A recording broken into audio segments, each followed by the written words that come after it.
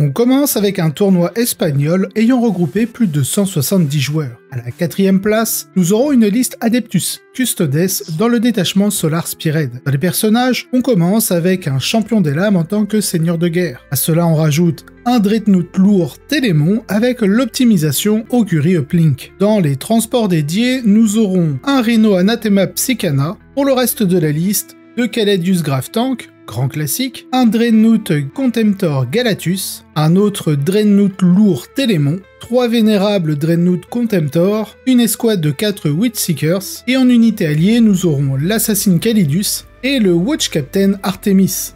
La stratégie ici repose sur un spam de blindés assumé autour de Dreadnought robustes, capable d'imposer une vraie contrainte à de nombreuses factions du moment. Ce type de composition crée un véritable casse-tête, notamment pour les Aeldari, dont les plans reposent souvent sur des frappes chirurgicales précises, mais qui peinent à gérer la redondance défensive de trop nombreuses cibles à haute endurance. Le triple Contemptors, en particulier, joue un rôle tactique intéressant, grâce à une capacité à faussement s'engager, c'est-à-dire avancer, menacer puis se repositionner, ou tout simplement forcer des réactions inutiles. Ces machines de guerre perturbent la gestion habituelle des menaces par les armées adverses, surtout celles qui misent sur la mobilité et les frappes à distance. Ce jeu de pression asymétrique crée une dynamique difficile à anticiper, forçant l'adversaire à s'exposer ou à se disperser. La résurgence de ce détachement témoigne aussi d'un changement plus large dans la méta, avec le retour de certaines armées massives ou statiques, comme les gros monstres tyrannides ou les hordes d'orques. Des armées capables d'encaisser, de contre-pousser et de dicter l'engagement reprennent leur valeur. Et c'est exactement ce que la Solar Spearhead propose. Cette performance est donc bien plus qu'un simple clin d'œil nostalgique.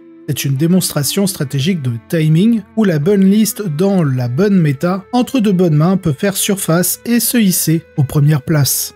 À la 3e place, ce sera une liste Aeldari dans le détachement Aspect Host. Dans les personnages, on commence avec Azurmen, un autarque avec l'optimisation Mantle of Wisdom, en tant que seigneur de guerre, l'avatar de Kain, ensuite Janzar, oui je le fais exprès, ainsi que Lycis. Du côté des transports dédiés, nous aurons un simple serpent. Et pour le reste de la liste, nous aurons un grand bloc de 10 Dark Reaper, une escouade de 5 Dire Avenger, un Falcon, un bloc de 10 Howling Banshee, une unité de 5 Rangers, 2 unités de 3 Shining Spear, une unité de 5 Scorpions, un Warlock Skyrunner et enfin un petit pack de 5 Warp Spider.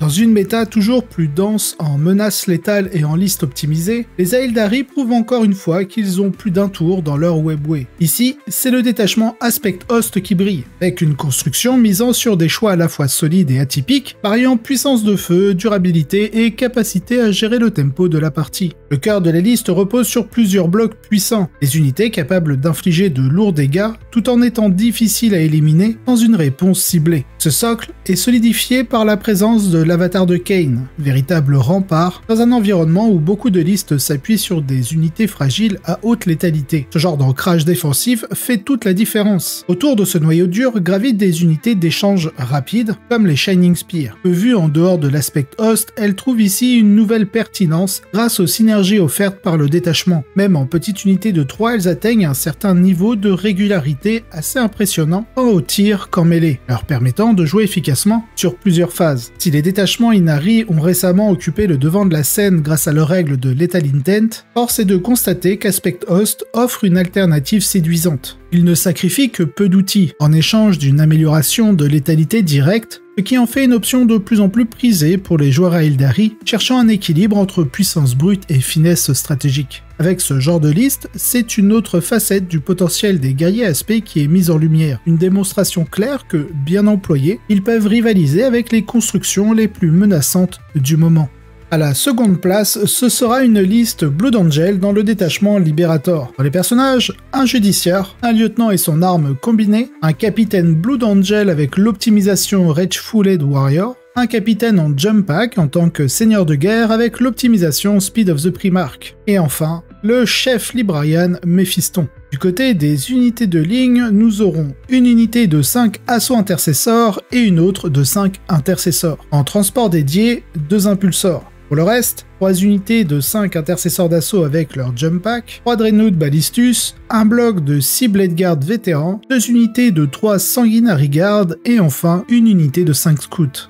Longtemps relégués aux marges du méta à cause des listes Ultramarines Gladius, les Blood Angels semblent aujourd'hui retrouver leur place parmi les armées les plus pertinentes du moment. Profitant de la montée en puissance des listes Aeldari et Orc, toutes deux vulnérables à une pression de mêlée rapide et répétée, cette itération des fils de Sanguinus repose sur une mécanique éprouvée mais finement ajustée, le MSU offensif couplé à une mobilité agressive. Le cœur de cette construction repose sur la multiplicité de menaces. Chaque unité de corps à corps est capable d'infliger des pertes notables, tout en étant suffisamment autonome pour être sacrifiée si nécessaire. Cette flexibilité tactique permet aux joueurs de maintenir une pression constante, sans dépendre de pièces maîtresses trop fragiles ou trop coûteuses. Les Dreadnought Ballistus offrent une assise défensive stable et économique. Leur fonction d'ancrage permet de libérer les unités d'assaut pour des manœuvres offensives beaucoup plus risquées, tout en assurant une couverture de tir suffisante contre des cibles secondaires. C'est un équilibre plutôt bien pensé entre menaces directes et tenue d'objectifs. Mention spéciale à Méphiston, dont la présence dans la liste témoigne d'une volonté de marier utilité psychique et potentiel de contre-charge. Dans un environnement compétitif dominé par la létalité à distance et les escarmouches éclairs, disposer d'un personnage capable de répondre avec autorité à une intrusion ennemie est un véritable atout. En somme, cette liste illustre à merveille la capacité des Blood Angels à renaître dans un environnement de jeu exigeant. Grâce à une approche large, rapide et incisive, ils offrent aujourd'hui une réponse crédible aux constructions dominantes, une belle démonstration du potentiel de cette faction emblématique.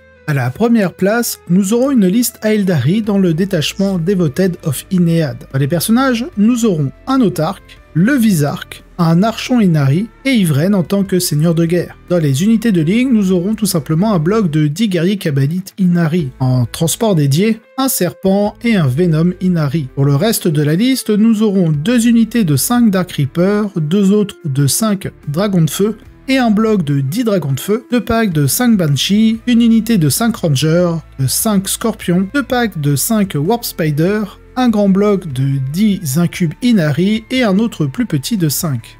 Cette construction Inari se distingue par son équilibre entre adaptation et force de frappe. Le cœur du succès repose sur une intégration fine d'éléments Drukhari offrant une variété de menaces et d'options de jeu permettant à l'armée de s'ajuster précisément à chaque affrontement. L'inclusion de 15 incubes répartis en plusieurs unités constitue un choix assez marquant. Les tueurs d'unités d'élite ne sont pas simplement là pour frapper fort, mais aussi pour servir de module flexible à associer avec Ivren et l'archon selon les besoins. En fonction du match-up, ils peuvent incarner la lame perçant les unités ennemies ou un rempart de contre-charge menaçant, toujours prêt à exploiter leurs règles de combat en premier. Dans de nombreux cas, les escouades classiques de 5 figurines se révèlent insuffisantes lorsqu'il s'agit d'éliminer une menace majeure en une seule salve. Cette version « full » entre guillemets garantit un bouton supprimer fiable, capable de faire disparaître instantanément un blindé problématique ou une unité centrale ennemie. Couplée aux mécaniques Inari comme le Lethal Intent, cette puissance ciblée devient une arme redoutable dans les mains d'un joueur avisé. Enfin, la présence d'un archon ajoute une couche supplémentaire de personnalisation. Ce personnage ouvre des options supplémentaires en matière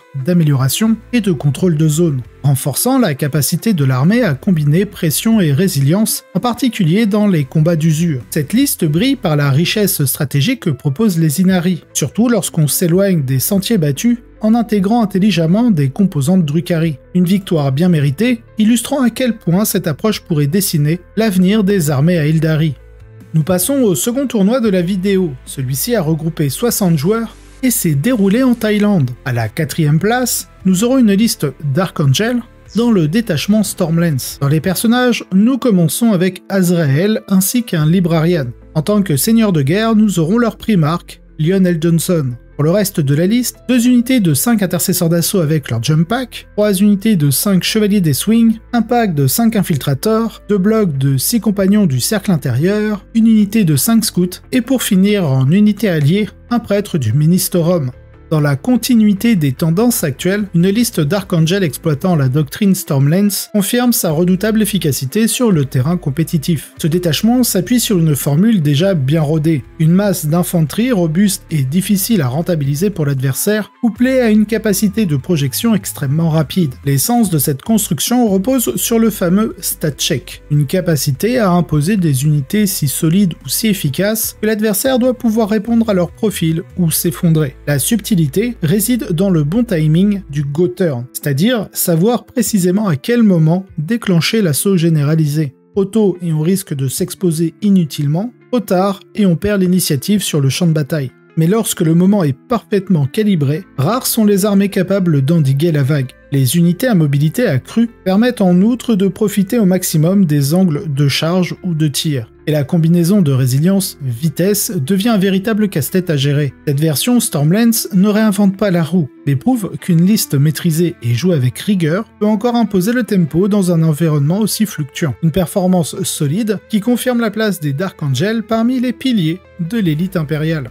À la 3e place, ce sera une liste orc dans le détachement Warhorde. Dans les personnages, on commence avec 2 bis boss. Le premier aura l'optimisation Edwopa Killshopa, le second aura l'optimisation Follow Me Lads. On rajoute en tant que seigneur de guerre Ghazghkull Traka, ensuite un boss de guerre avec l'optimisation Supa Cyborg Body, et enfin Zodgrob Wartsnaga. Côté unité de ligne, nous aurons tout simplement 2 blocs de 20 bis Naga Boys. En transport dédié, 2 trucks, et pour le reste, un battle wagon équipé de sa hardcase, 2 unités de 6 Breaka Boys, un bloc de 10 Flash Gits, 2 unités de Degretchin, une unité de 2 Mega Nobs, et enfin, pour le scoring, 2 unités de 5 Storm Boys. Loin d'avoir cédé aux sirènes de l'ancien détachement Mordaka, cette liste incarne une philosophie brute mais redoutablement efficace. Pensez vite, frappez fort et submergez l'adversaire sous une marée de peau verte. En gros, la stratégie classique des orques. Le cœur repose sur une combinaison éprouvée, Ghazghkull Traka en chef de guerre implacable, des Breaka Boys pour ouvrir les lignes et des blocs massifs